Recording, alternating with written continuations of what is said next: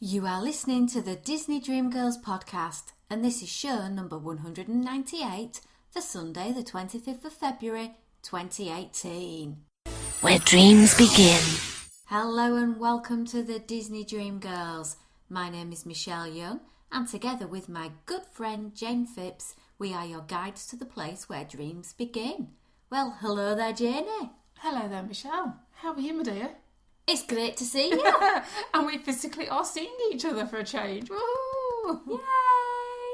This is weird. Yeah, sat in the, I was going to say the lovely surrounding my kitchen, but it's a little bit of a disarray at the moment. I've got, my husband's Mandalorian helmet surrounding us and, goodness knows what else. So it's not exactly the most tidiest of kitchens, but welcome.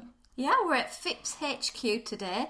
I've had some computer issues and my little MacBook is 9 years out of date. It's so old, I'm considering putting it in a museum, and it won't tolerate Skype at all, which is normally how we record. As my Big Mac died, and I haven't got a new Big Mac yet, I sort of said, well, since I'm coming down to see you, Jayne, how about we record? Yes, it's probably a good job at recording now before we go out for the evening. Yeah, because it might be Car Crash TV later. Oh, maybe that's a good idea to record later. I don't know. Well, we'll see.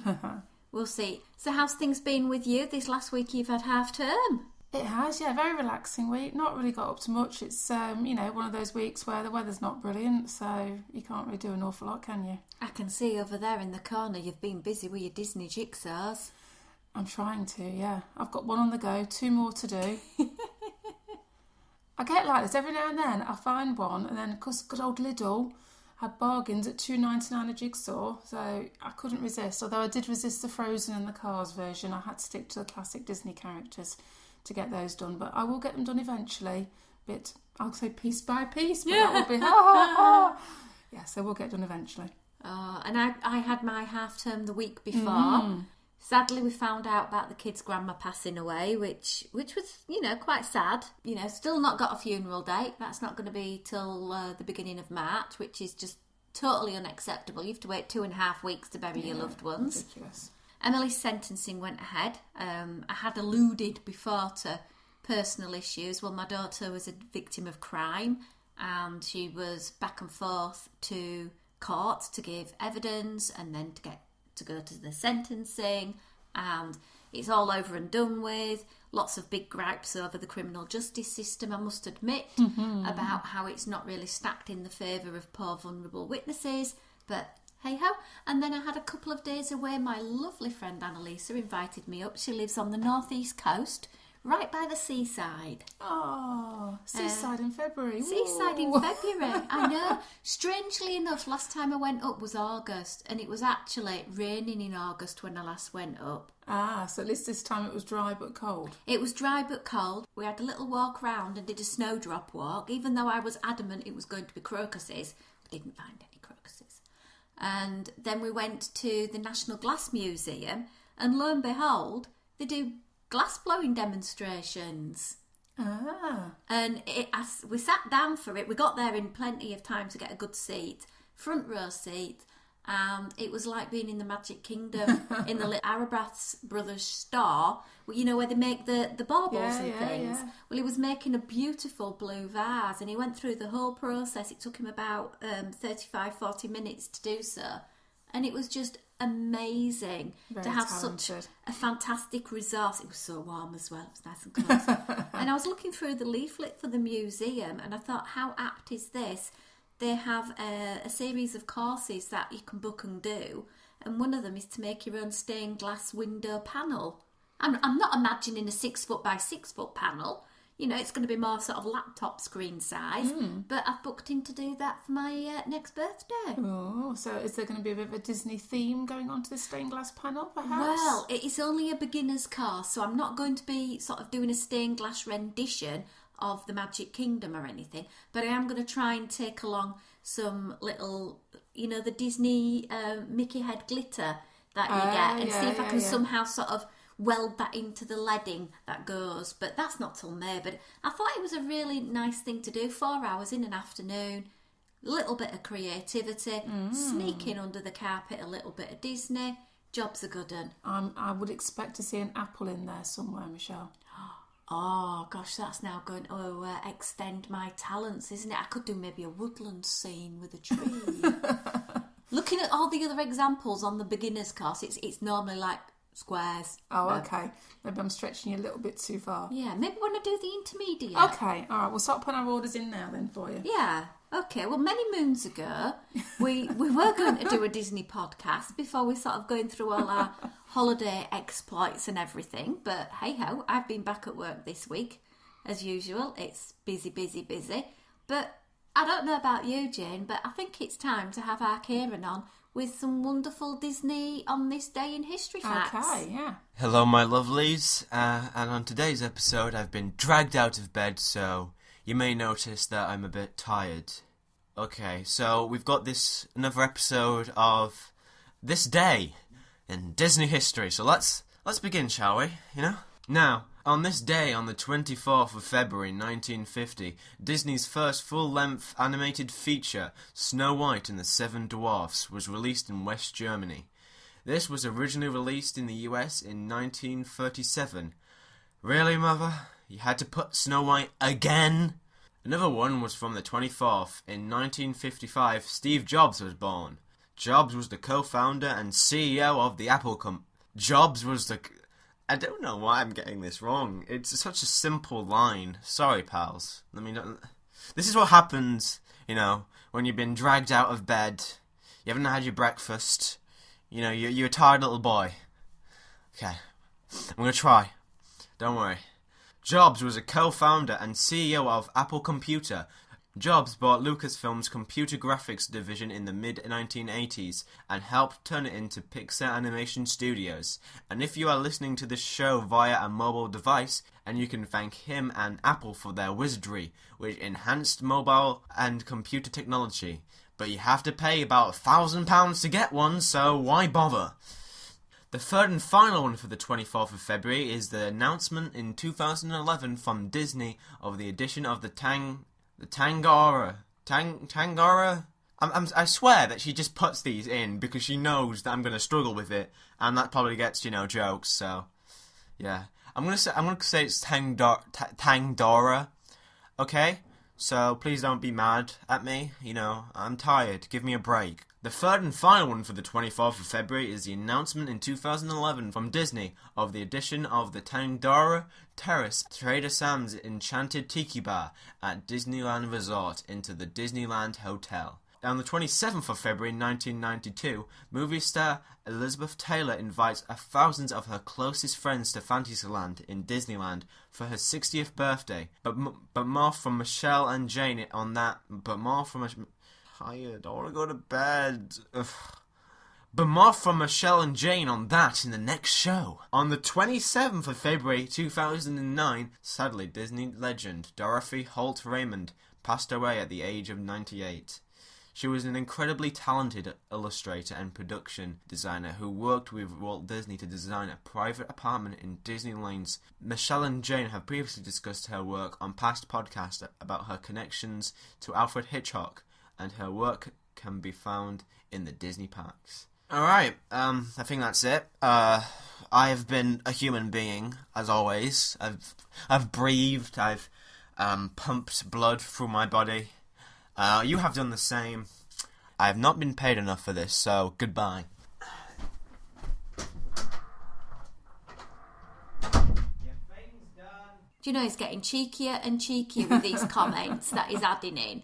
I still haven't forgiven him yet for being unable to pronounce Ubai Works or Stephen Klemowska. How, those are easy words. For you, Michelle, maybe. For Kieran, maybe not so much. I know. He's demanding a price increase to the amount I'm paying him at the moment. But bearing in mind he starts university in September, and guess who's paying for it? Yeah. He can do as many Disney history segments as I want at the moment. I'm going to say, I think the payment should be the other way around, Michelle. Yeah, well, next weekend we're going to go and have a look around the university he wants to go to. And there's the luxury accommodation, and then there's the more standard accommodation, and there's £100 a month difference between the two. Yeah. Yeah, I think I know which direction you'll be pointing him in then, Michelle. Oh, pointing, I'll be pushing. You keep on those smart cracks on my feature, you will be in a cardboard box under that tree. Let alone a nice ensuite flipping room with central heating and installed Wi-Fi. Anyway, we digress. So we did mention his facts, and we do actually have a few features that we're sort of going to cram all together because he's just going to be a bit of a chatty show, really. Yeah. One of the things was Elizabeth Taylor's birthday party. I know, lucky old Lizzie. So I have some details because I don't know about you, but I weren't invited. No, I think it might have been a little bit... Well, no, I was going to say before our time. But 92? Right, yeah. 92? You know, I was trying to think what I was doing in 92. I was visiting Orlando in 92. It wouldn't have been that far to jump crossover, would it? Wrong coast. I know, but I could have gone over. Yeah.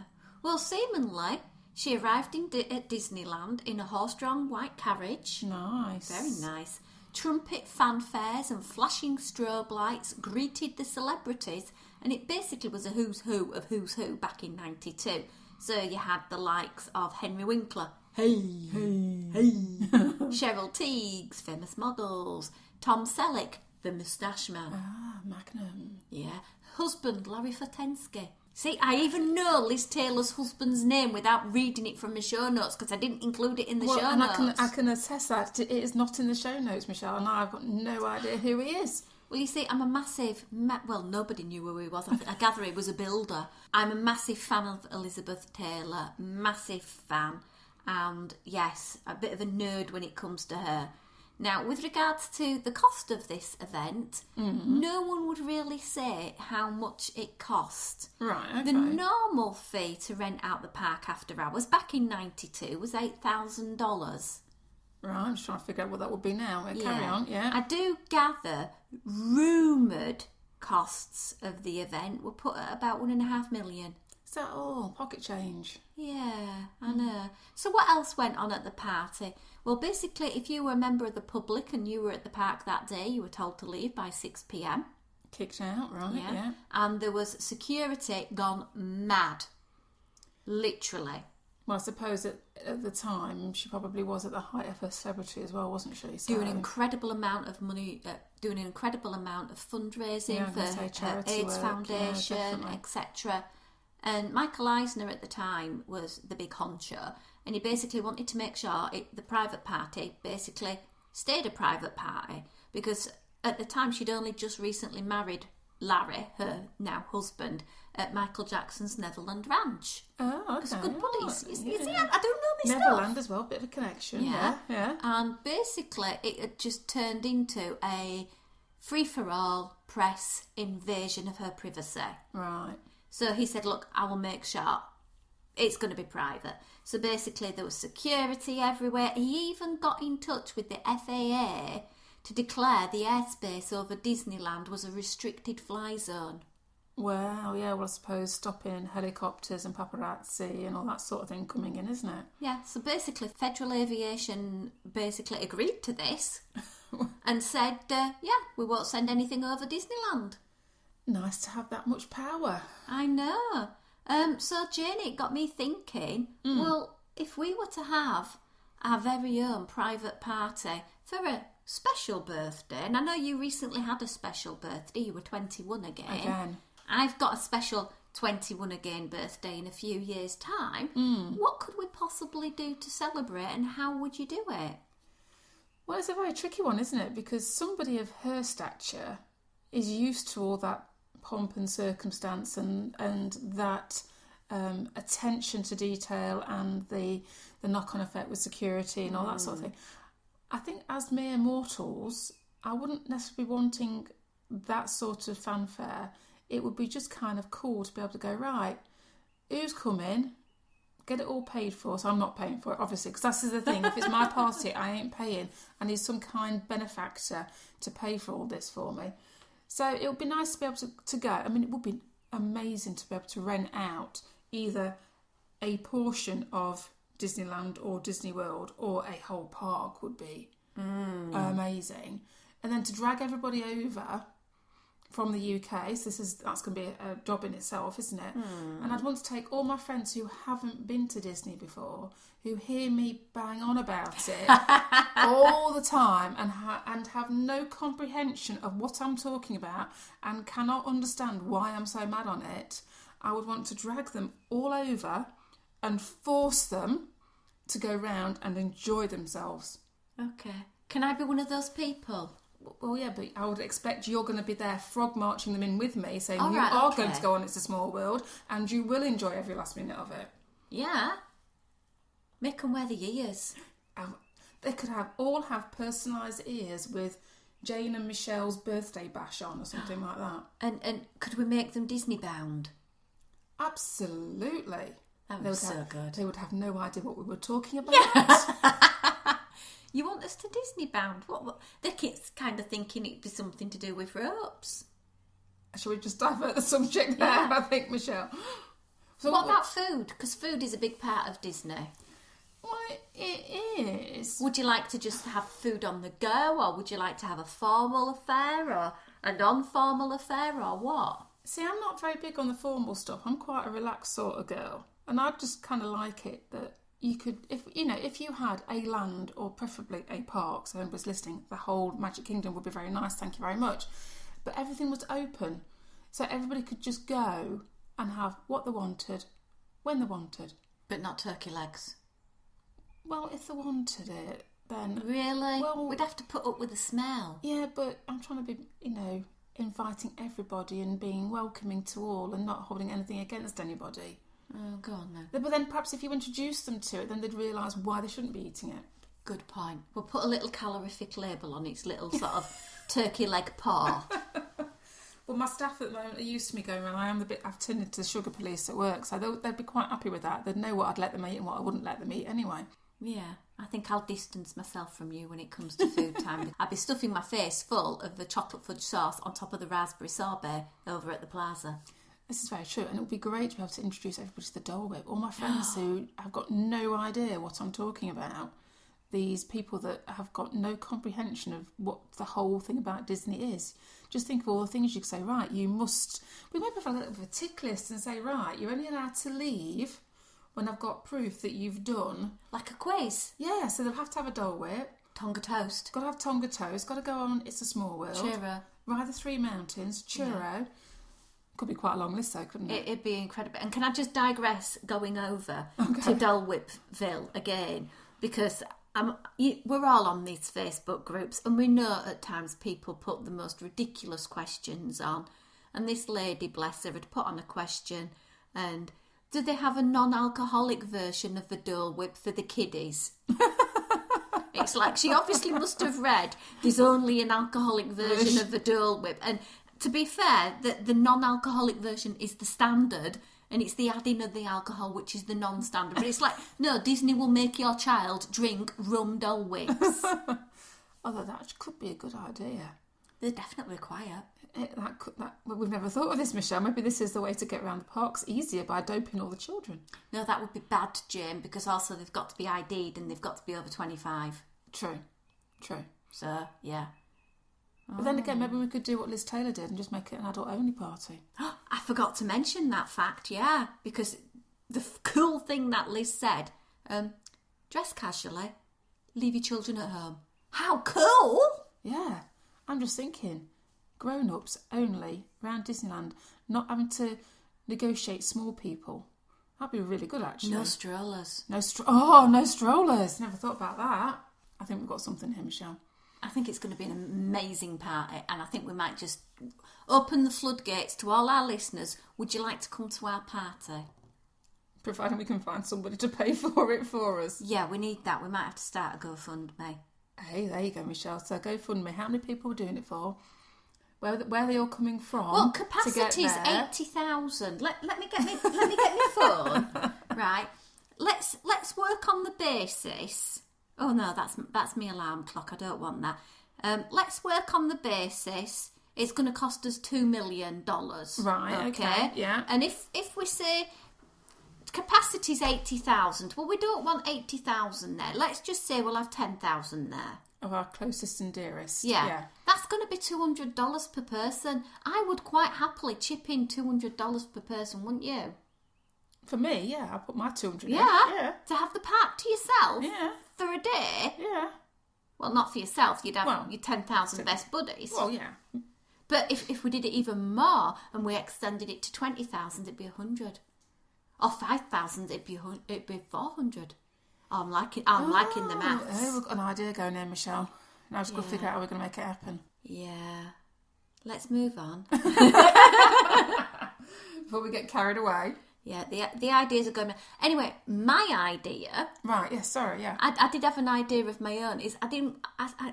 I'm still back to this one thing I haven't done yet, and it's to go on the monorail slide at the Disneyland Hotel. So my birthday party would be at the Disneyland Hotel, and it would be in the theme of a luau, and we'd have lots of little cabanas around the pool, and we could go on the slidey as many times as we want, and there'd be a big roast pig. Sorry, sir, if you don't eat pork, I'm really sorry. We'll get you some salad, and some other proteiny stuff, but no tofu. I don't like tofu. And we'll sort of like have some nice tall drinks in big exotic massive glasses, and we'll have lots of nice donuts coming across from the Disneyland Hotel bakery, the coffee house that are selling these amazeballs donuts. And then we could have some pulled pork, and we could have some pineapple because it's got to be healthy.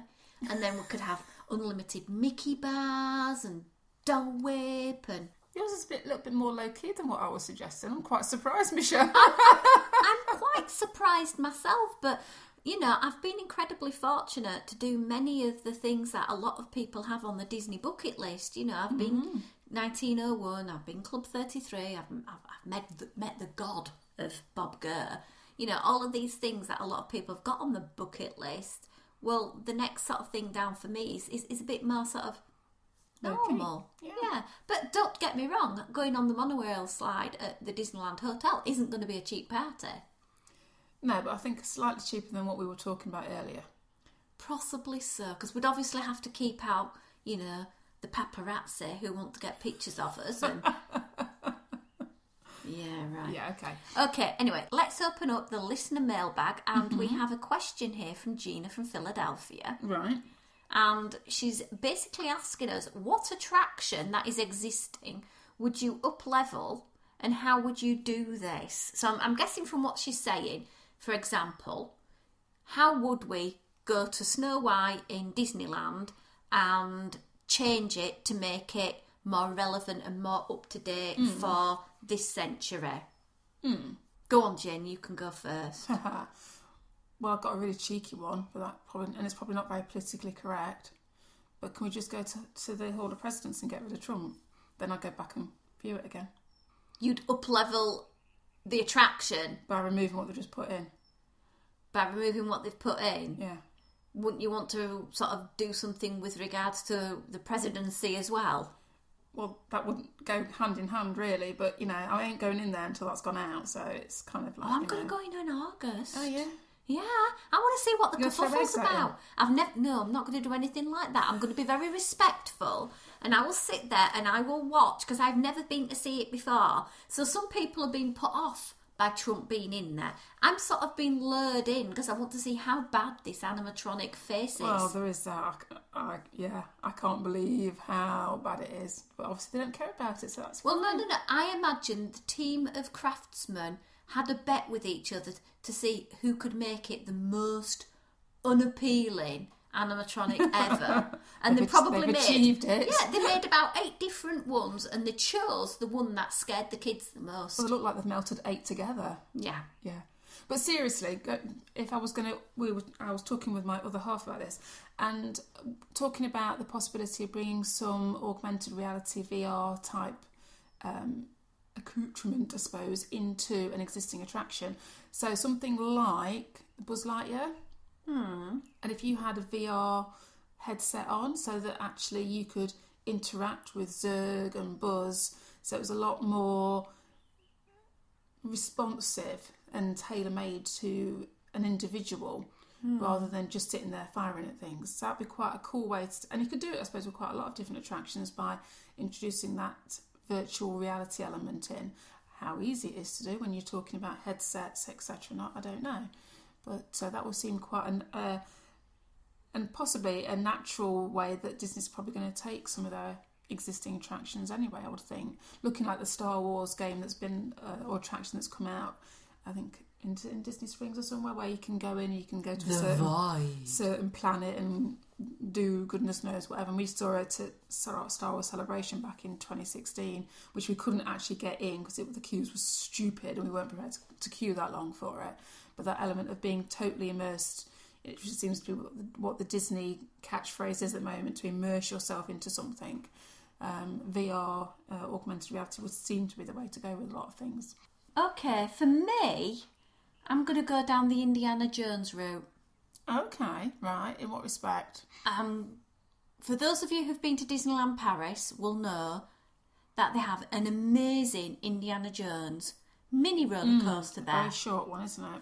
Yeah. When I mean mini, I don't mean it's for little people, because it's got an inversion. And I could get on it. Yeah, it is quite an amazing attraction. And at one point, you went forward on it and then you went backwards on it.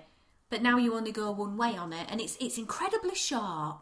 So my idea is to keep that. It's going to be along the same sort of theme of Crush's Coaster, where you start off with it being a dark ride, a classic dark ride, nice and sedate, chronicling the story of Indiana Jones, because it's an amazing story. And this is going to be in a big show building. Then you go do the scary bit. Okay, you go do the actual roller coaster bit. Yeah. All of that stays in situ as an outdoor element. Then you go back into the show building and it finishes off. Yeah. That to me is a maze-ball idea. I love it, and it'll extend it and it'll give some love to that far end of the park, and it will also up-level a much-loved franchise, because that attraction always has a queue. I'm going to say, and as you say, it is a bit of a peculiar area of Disneyland Paris. Anybody that's been will know, you kind of, if you don't walk up there to it, you wouldn't walk past it, if you know what I mean. It's kind of out there on its own, so it would give people more impetus to go up there, because I wouldn't go on it because I'm scaredy cat and I don't do roller coasters, especially ones that turn you upside down. So I think that'd be, they've already kind of done it with Snow White, haven't they, with the Mine Coaster ride in Walt Disney World. And to be honest, I was expecting more sway with the carts, but it is a really cool attraction. And if you and your buddy in the little cart get a bit of welly going on that swaying, I tell you, it can be quite, especially if there's a big weight differential between the two of you. Yeah. You know, you want to go on with someone who's a lot bigger than you. Keep feeding them the turkey legs or something. So there's quite a few that you could do that with. Maybe Pinocchio's Daring Journey, you know, still have the dark ride element, but add in the thrill factor. Yeah, like I say, well, any ride that's already got a dark ride element to it would just be a case of extending onto by taking an element outside, wouldn't it? But it's all down to space, I suppose, as well. Yeah. I could suggest something with the existing Stitch attraction, because the queue with that amazing animatronic is amazing. It's just the attraction's not so good. So, you know, maybe they could do a Stitch cat and mouse type attraction where, you know, you're sort of chasing round another vehicle in the dark. But I've got an idea for that spot later on in the next question that Gina posed. So I'll come back to that. Then. I won't embellish yet. Carry on. Be interesting to see what other ideas our listeners have. So please let us know. Drop us a message, because we'd love to hear from you. So another one she's posted some real cracking questions. What TV or film franchise would you put into the park? And this is one that Disney don't already own. Right. And looking at the list of what they own, there isn't a lot left. Would you put into the park, and where? And this question's fairly similar to a recent feature that Mighty Men of Mouse did. And they were talking about reimagining the Great Movie Ride. And how they'd bring that up to date, and what franchises they would bring in now Disney own Fox. And Dutch had an amazeballs idea about putting in Hans Gruber from the Die Hard film. and having a whole sort of element about Die Hard in the Great Movie Ride. If you haven't listened to it, go listen to it. It was so funny. I loved it, guys. Fantastic show. So, back to the question from Gina. What franchise, film, TV, whatever, would you put in the parks? Well, I found this really tricky to think about because every time I thought of something that I like and enjoy, it's Disney. And like you said, with them buying Fox and goodness knows and Marvel, because, you know, my life here tends to be either Disney related, Marvel related, or Star Wars related. So then I thought, well, okay, then what else am I interested in? What else tickles my fancy, so to speak? And then we're kind of into this bizarre world, and I apologise in advance for these suggestions. They're going to be a little bit off wall, I will warn you. So I like things like Ink Masters, which I've not watched. It's a fantastic reality TV show about tattooing. I don't think we can put that in a thing. No. But see, if you brought it into Disney Springs, right? So you could have a tattoo. So you like where I'm going with this one, Michelle?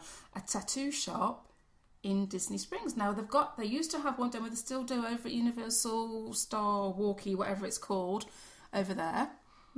So no, they don't have it. So you have no. You see, so it's begging for a tattoo shop. And then they could have guest appearances by the judges, because I quite fancy Chris Nunez as a judge on there, and I'd pay anything to go over there and get tattooed by him. Yeah, I'm looking at Michelle at the moment, and I've got a bit of a blank look at me. Yeah, when it said what TV or film franchise would you put into the park and where? Well, maybe we should have said as an attraction rather than as a tattooist. All right, then. Well, then... See, my other one is RuPaul's Drag Race, but that's not going to get any better, is it? But you could have shows. I think you could have a themed restaurant with like a dinner show. Oh, that would be it. With drag queens. Oh, that would be amazing. See, it's I not like so bad. that one. I like that one. And you could have guest appearances from those that have won past series, or, you know, RuPaul herself could come on, and Michelle Visage, and all these people that have...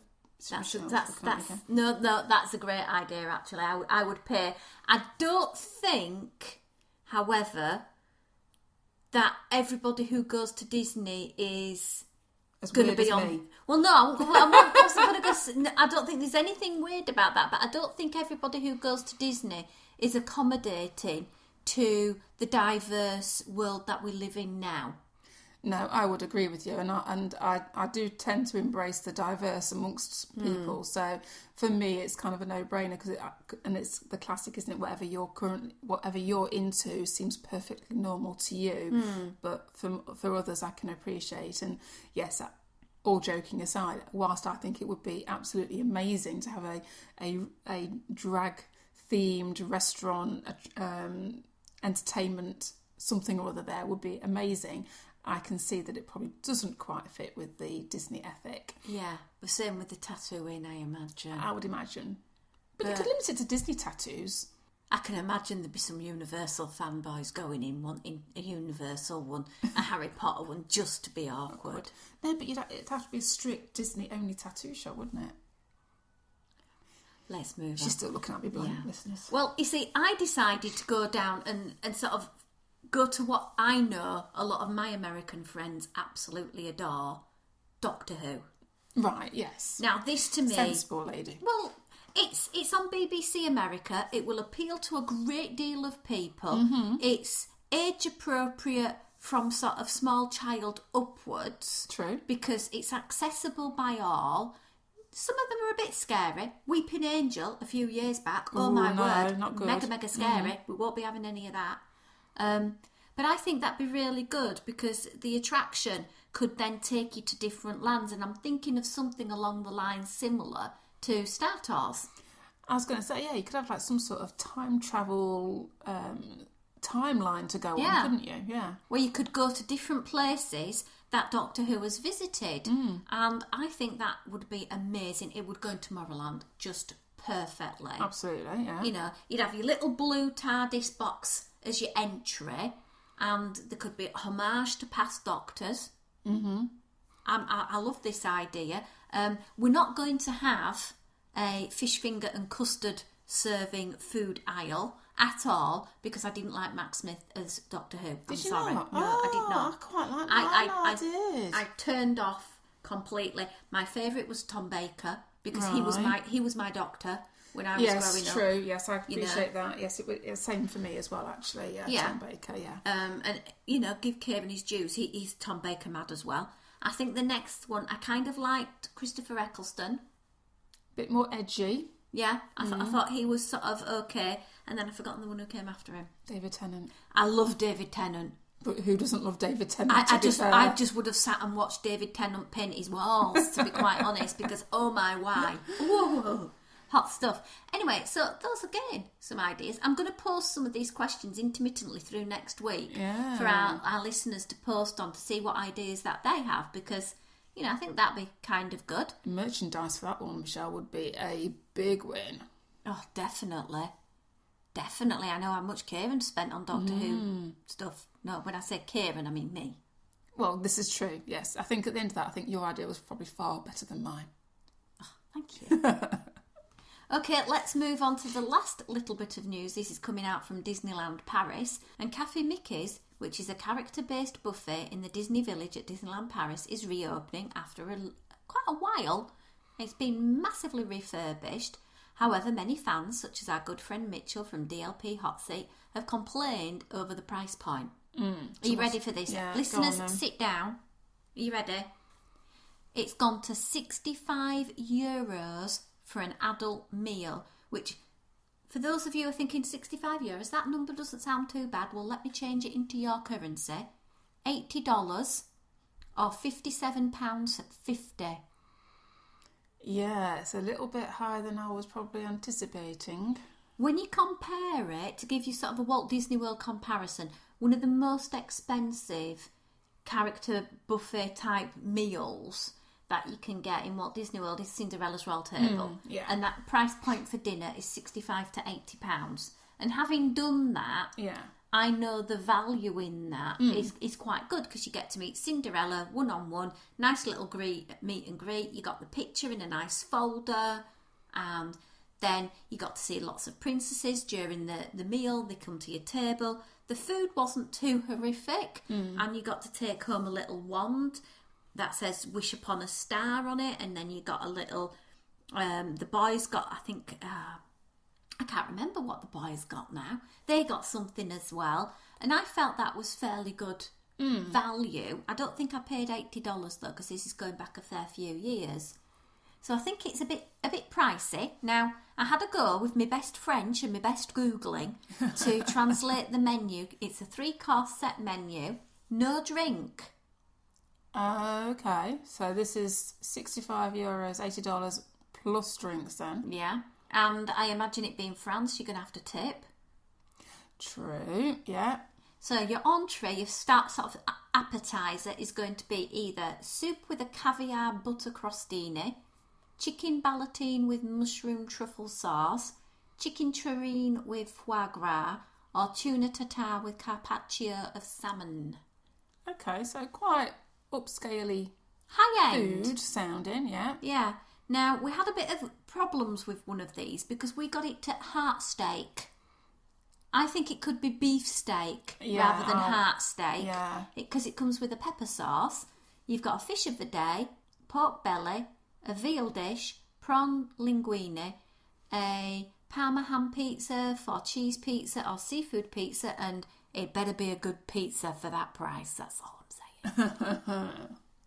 Your puddings I'm a bit underwhelmed by, because you've got a choice of sorbets, fruit salad, tiramisu, rhubarba, the Mickey dessert, and a cheesecake. I think that's a bit samey, safey. Yeah, for the price that they're actually wanting you to pay, whilst it kind of started off okay with the starters. They sounded quite upmarket, and it kind of went downhill a little bit. As soon as you saw pizza on the menu, nothing against pizza, but it's not what I would associate with a high-end dining. And tiramisu, that's basically just mascarpone and coffee and ladyfingers. Yeah, they're not. I could teach a 3-year-old to make tiramisu. They're not outstanding, are they? No, it'd be interesting to see if any of our listeners do decide to go and eat there. As I said, there is character interaction. As at recording, we're not quite sure of who will be appearing and how this will be staged, whether it's a fixed meet and greet or they come to the table. I gather it's going to be the Fab Five. I don't know what they're wearing. It would be nice if it's like the Chef Mickey's at Walt Disney World, where they're all sort of like chefed up. Yes. Because that's unique. Yeah. It's different to being in the Whereas park if and they're meeting just in Mickey. their usual garb, yeah. Yeah. I know historically from walking past there, because obviously you have to walk past Chef Mickey's to get into Disney Village and into DLP itself. It always looked, for want of a better phrase, a bit of a bun fight as regards when the restaurant was full and you got the characters. It was very much, I never dined there, so I'm only passing comment on what I saw from the outside, but that element of characters just wandering around between tables and it being one, getting there first sort of approach rather than it being a more organised affair. Well, we know from past experience of what character meet and greets can be like at Paris. It's a bit of a scrum. Yeah, not quite as controlled as what others may be used to. Yeah, but this leads me into a question, Jay. That this character meal is in Disney Village. Yeah. Now, I know in Walt Disney World and in Disneyland, they have their character-based meals in hotels, and there are a couple in park as well. Yeah. Do you think there's room for Downtown Disney or Disney Springs to have a character-based meal for people who want a bit of Disney, want to meet characters, but don't necessarily want to go and pay park prices? I've got a very simple answer. Go on. No. Oh! That's me being really hard, isn't it? I suppose I'm looking at it from the point of view, I'm a Disney guest, I'm there to experience all of Disney, not just the Downtown Disney or the Disney Springs area.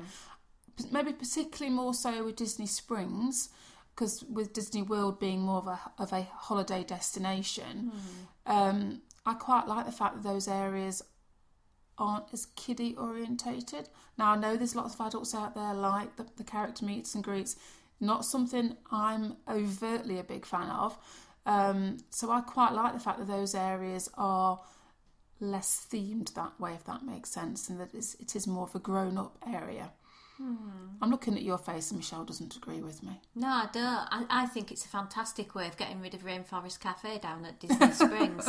I can just see a fantastic Disney-operated character meet and greet in that space, because, to be quite honest, Rainforest Cafe to me is a place you go to when you go to London. Oh, I'll get rid of it anyway. I would never go to it at Walt Disney World. I have done it in the past on my first trip, but it's not special. No. It's not anything that I can't get anywhere else.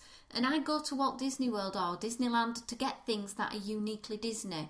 So if I were able to go and have a unique Disney experience, then that would be amazing for me. And I would theme the restaurant possibly around the Princess franchise, but also I would have a pirate franchise side as well. So it'd be princesses and pirates, and you can book one half.